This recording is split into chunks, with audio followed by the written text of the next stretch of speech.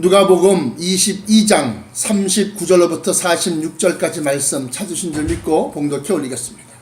예수께서 나가사 습관을 쫓아 감람산에 가심에 제자들도 쫓았더니 그곳에 이르러 저희에게 이르시되 시험에 들지 않기를 기도하라 하시고 저희를 떠나 돌 던질 만큼 가서 무릎을 꿇고 기도하여 가라사대 아버지여 만일 아버지의 뜻이거든 이 잔을 내게서 옮기시옵소서.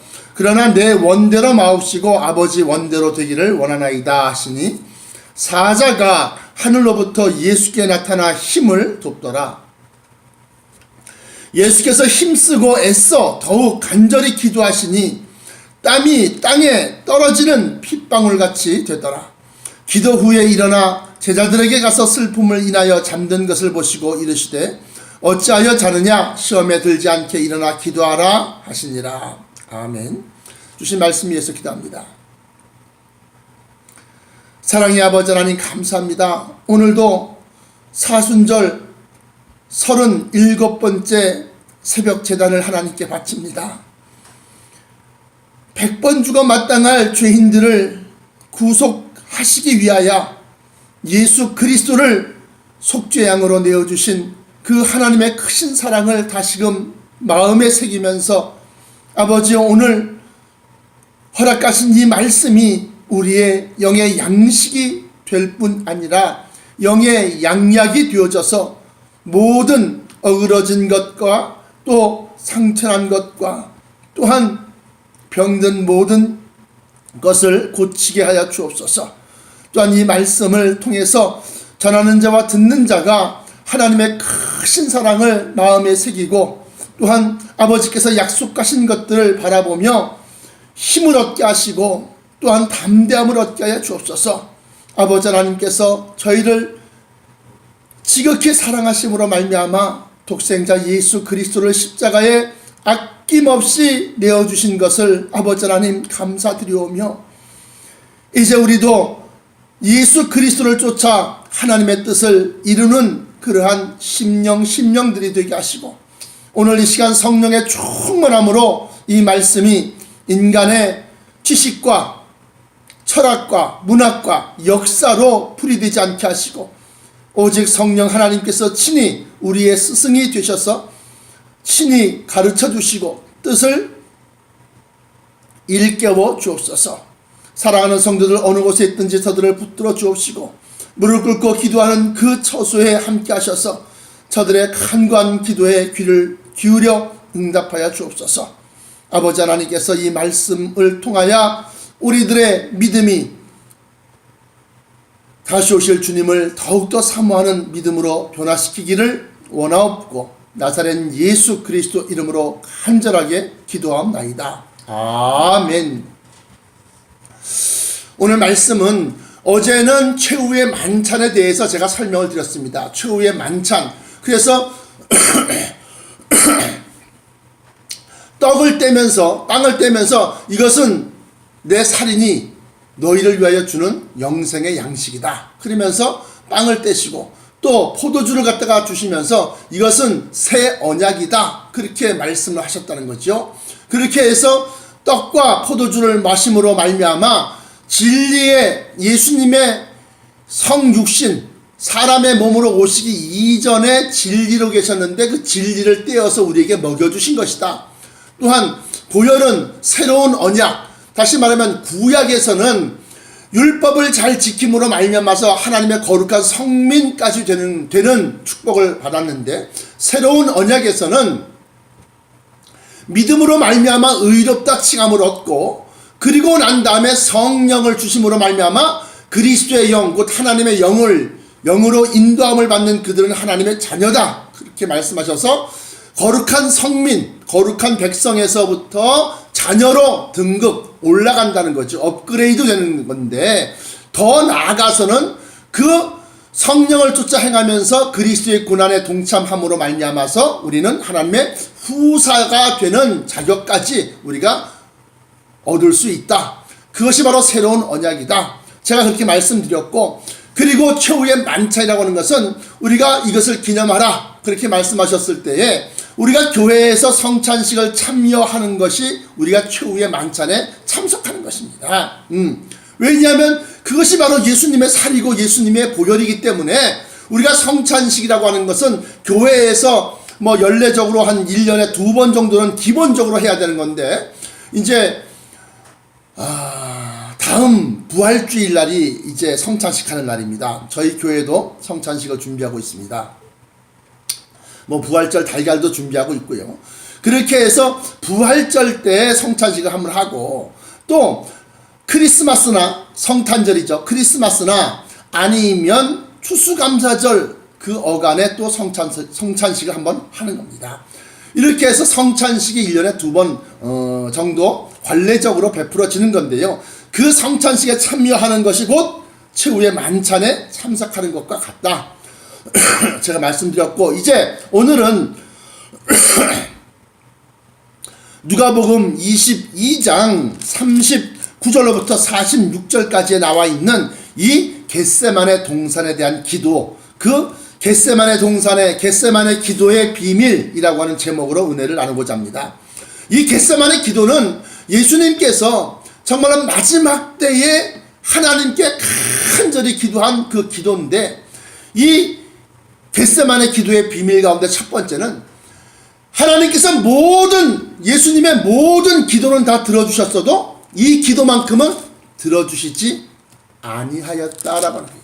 그러니까 이 겟세마네 기도는 예수님의 기도 중에 유일하게 하나님이 응답하지 아니하셨고, 또 응답을 하셨죠. 거절로 응답하셨는데 그 말씀대로 응하여 주지 아니한 기도다.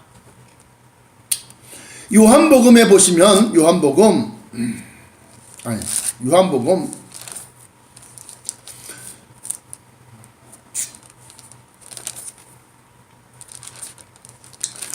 '예수님께서 이 죽은 나사로를 갖다가 살립니다. 그때 살리실 때에 뭐라고 말씀하셨냐 하면 요한복음 11장 42절을 보시면 예수님의 기도가 하나도 땅에 떨어지지 않냐고 다 응답되셨다라는 것을 우리가 알 수 있어요. 요한복음 11장 42절, 항상 내 말을 들으시는 줄 내가 알았나이다. 항상 내 말을 들으시는 줄 내가 알았나이다. 그러나 이 말씀하옵는 것은 둘러선 무리를 위함이니 곧 아버지께서 나를 보내신 것을 저희로 믿게 하려 함이니이다 라고 그러면서 예수님께서 죽은 나사로야 나오너라 이렇게 말씀하시기 직전에 하나님께 기도할 때 그 말씀을 보면 항상 내 말을 들으셨다라고 하는 거예요. 그러나 이 겟세마네 기도는 들어주시지 아니하였다. 어떤 기도기 때문에 들어주시지 아니하였느냐 하면 여기 보시면 42절에 그 내용이 가라사대 아버지여 만일 아버지의 뜻이거든 이 잔을 내게서 옮기시옵소서. 그러나 내 원대로 마옵시고 아버지의 원대로 되기를 원하나이다. 다시 말하면 이 환상으로 독이 든 포도주 잔이 보이는데 이 잔을 죽음을 상징하는 겁니다. 이 죽음을 내게서 옮겨 달라고 기도하는 겁니다. 그런데 그 기도가 얼마나 간절하고 얼마나 힘을 다해서 기도를 했느냐, 제가 여러분들에게 말씀드렸던 것처럼 세상에서 제일 쉬운 게 기도요. 제일 쉬운 게 기도인데 또한 세상에서 제일 힘들고 어려운 게 기도다라는 거예요. 기도. 이 기도는 이루어짐을 목적으로 해서 간절히 구하는 것인데 그야말로 말 그대로 간절이야, 간절. 그런데 그게 얼마나 힘들었느냐 하면 43절에 사자가 하늘로부터 예수께 나타나 힘을 돋더라. 기도하는데도 수종을 들 정도로 그냥 옆에서 힘내라고 그러면서 예수님의 그 기도에 힘을 보탰다는 겁니다. 그러면서 얼마나 기도에 힘을 썼는지 예수께서 힘쓰고 애써 더욱 간절히 기도하시니 땀이 땅에 떨어지는 핏방울같이 되더라 그래요. 기도하면서 땀 흘려본 적 있습니까? 땀 흘려본 적 있어요? 더 나아가서는 그 땀이 온 몸을 다 흠뻑 적실 만큼 그렇게 힘써 기도하신 적 있으십니까? 그걸 해본 사람만이 기도가 정말 힘들구나 라고 하는 것을 우리가 알 수 있어요. 그런데 그 기도하는 가운데서 자기의 생명, 자기의 목숨을 담보로 해놓고 기도하는 것은 정말로 힘이 드는 기도입니다. 그런데 여기 또 이 겟세마네 기도의 비밀 가운데서 40절에 그곳에 이르러 저희에게 이르시되 시험에 들지 않기를 기도하라 하시면서 사랑하시는 제자 다시 말하면 베드로와 세베대의 두 아들, 다시 말하면 요한과 야고보, 베드로, 이렇게 세 명의 수제자들을 갖다 데리고서 돌 하나 던질 거리만큼 띄워두고, 그리고 거기서 나를 위하여 기도해 다오, 그렇게 말씀을 하십니다. 그 내용이 마태복음 26장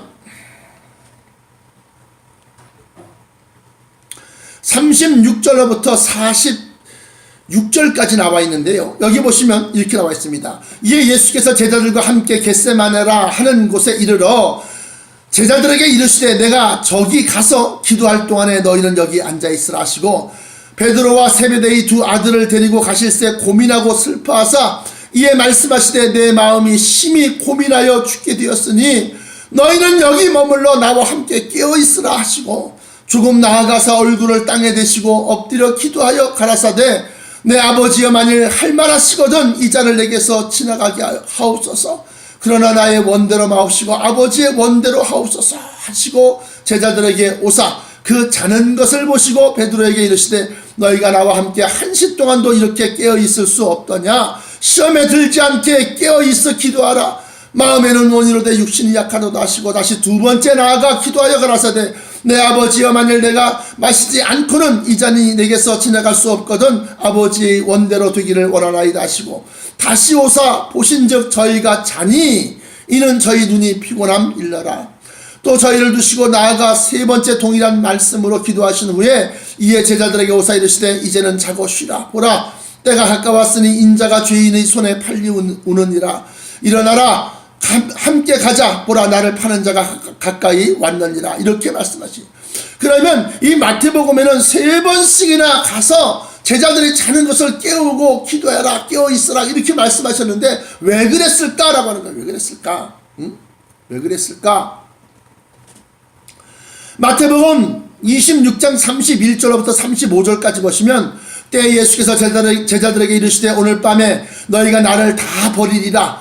기록된 바 내가 목자를 치리니 양의 떼가 흩어지리라 하였느니라. 그러나 내가 살아난 후에 너희보다 먼저 갈리로 가리라. 그러니까 베드로가 대답하여 가로되 다 주를 버릴지라도 나는 언제든지 버리지 않겠나이다. 예수께서 가라사대 내가 진실로 내게 이르노니 오늘 밤 다굴기 전에 네가 3번 나를 부인하리라. 베드로가 가로되 내가 주와 함께 죽을지언정 주를 부인하지 않겠나이다 하고 모든 제자도 이와 같이 말했다 하는 겁니다. 그러면 누가복음에는 뭐라고 나와 있느냐? 사단이 밀 까부르듯 하려고 너를 청구하였다. 무슨 소리냐면 그래? 너희 제자 가운데 베드로가 가장 그렇게 믿음이 뛰어나고 신실해? 그러면 한번 베드로를 나한테 맡겨봐. 응? 그래서 베드로를 갖다 청구했어요. 청구해서 어떻게 말을 하느냐? 부인하게 나는 예수를 모른다께 나는 예수를 몰라요. 또는 내가 예수를 알면 벼락 맞아 죽을 것이다. 내가 예수를 알면 사람이 아니야 하면서 자기를 저주하며 맹세하여 가로되 주를 부인하더라 그랬어요.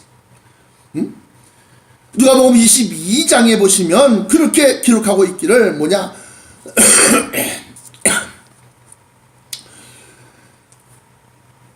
마귀가 너를 청구하였다.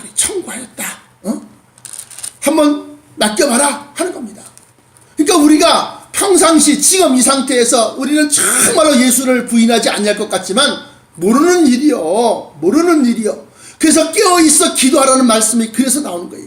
그러면 왜 이 부인하는 것에 대해서 그리고 또 이 겟세마네 동산에서 3번씩이나 제자들을 갖다가 깨우러 가서 보시고 다시금 일어나라 나와 함께 너희가 한시 동안도 이렇게 깨어있을 수 없더냐 그러면서 그들을 갖다 깨운 이유가 뭐냐 하는 거죠. 이유가 뭐냐 이것이 이제 겟세마네 동산의 기도의 세 번째 비밀이 됩니다.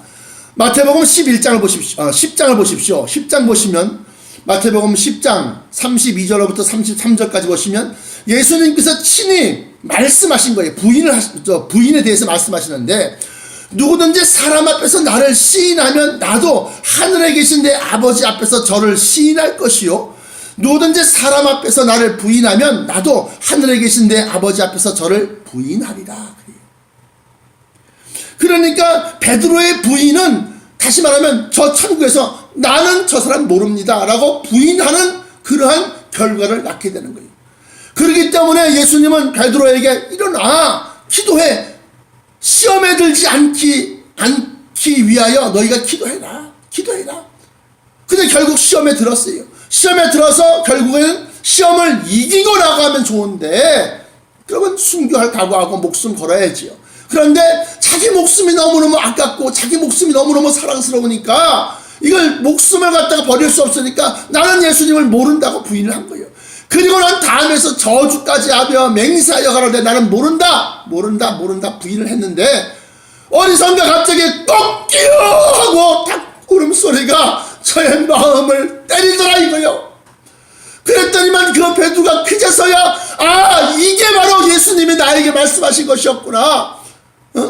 그때서 깨닫고 난 다음에 서둘러 그 자리를 피해 나와서 땅을 치며 통곡하면서 이 못난 제자를 용서해 주옵소서 하고 심히 통곡하여 울었다라고 했어요. 울었다. 사랑하는 성도 여러분, 오늘 겟세마네 기도를 보면서 우리는 무엇을 얻어야 되겠느냐? 내 고집대로 내 원대로 이것 따라 저것 따라 요구하는 건 많지만 아버지의 뜻대로 행하는 기도가 참된 기도다라고 하는 거예요. 나의 원대로 마옵시고 아버지 원대로 하옵소서. 이 말씀은 다시 말하면 예수님께서 내 목숨이 살고 싶다는 겁니다. 모든 생명체는 생존 본능이라는 것이 있어요. 다 살고 싶어 합니다. 그런데 사람의 이 본능 가운데 가장 강한 본능인 살아남으려고 하는 그 본능을 갖다가 하나님 앞에 놓고, 하나님 할 수만 있으면 이 잔을 내게서 옮겨 주옵소서. 그러나 나의 원대로 마옵시고 아버지 원대로 하옵소서. 그러면서 3번씩이나 강력하게 청구하고 간구하였음에도 불구하고 하나님은 그 예수 그리스도를 향해서 얼굴을 돌리고 그 기도를 갖다가 듣기는 들어도 그 기도를 응답하지 아니하셨어요. 그때의 하나님 아버지의 심정이 어떻겠느냐 이거야. 심정이, 내가 모든 천지 만물을 다 주관할 권세와 능력을 갖고 있어도 내 새끼 내 자식이 살려달라고 팔구동 치는데 하고 고개를 돌려 그 기도를 외면하실 때에 그 아버지 하나님의 마음은 어떻겠느냐. 갈갈이 찢겨지는 마음이 아니었겠느냐 이거야. 누구를 위하여? 펄레만도 못한 이 나 같은 것을, 여러분들을 위하여 하나님은 그 거룩하신 예수 그리스도가 살겠다고 주여 이 잔을 내게서 옮겨 주옵소서 그렇게 간구하였음에도 불구하고 고개를 돌려 그 기도를 외면하셨다는 겁니다. 그 큰 사랑, 그 지극한 사랑. 그래서 우리는 아가페, 사랑에 대한 여러 가지 그러한 용어가 있고 단어가 있지만 그 아가페적인 사랑이라는 것은 무조건적인 사랑이에요. 무조건적인 사랑. 다시 말하면 나를 다 주는 사랑. 그래서 예수님을 우리에게 주셨고, 그것도 모자라서 하나님의 영, 그리스도의 영, 곧 성령을 우리에게 주셨고, 그럼에도 불구하고 우리는 항상 모자라다 아버지 떡 주세요, 밥 주세요, 떡 주세요, 밥 주세요 하고 세상 물질만 구하고 있으니 아버지 하나님의 그 심령을 언제나 우리가 헤아려서 주여 나 같은 죄인을 위하여 그 큰 희생을 치르신 하나님과 또 그 하나님의 뜻을 쫓기 위하여 자기 목숨까지 아낌없이 십자가에 내어주신 우리 주 예수 그리스도의 그 크나큰 은혜를 어찌 우리가 잊어버릴 수 있겠느냐 이거야. 어찌. 그래서 이 겟세마네 동산을 제대로 깨닫는 사람들은 하나님의 큰 사랑이 얼마나 큰지를 알고 예수 그리스도의 은혜가 큰 은혜가 얼마나 큰 은혜인지 우리가 깨닫게 되는 겁니다. 겟세마네 동산의 기도를 그래서 우리는 잊지 말아야 되는 겁니다. 그랬을 때에 하나님의 심정을 헤아리고 예수 그리스도의 그 큰 희생과 헌신과 그 은혜를 갖다가 이 마음속에 헤아릴 때 우리도 하나님을 위해서 그리스도의 모습이, 그리스도의 헌신이 나타나지 않겠느냐 하는 겁니다. 사순절 37번째 날을 맞이해서 겟세마네의 동산의 기도가 여러분들의 심령 속에 큰 울림이 되고 또 마음의 새김이 되어져서 정말로 생존 본능을 이기고 아버지의 뜻에 따라서 사망 권세에 삼킨 바 된 예수 그리스도를 갖다가 한번 마음에 새겨 보시기를 축원합니다. 기도하시겠습니다. 아버지요, 아버지요,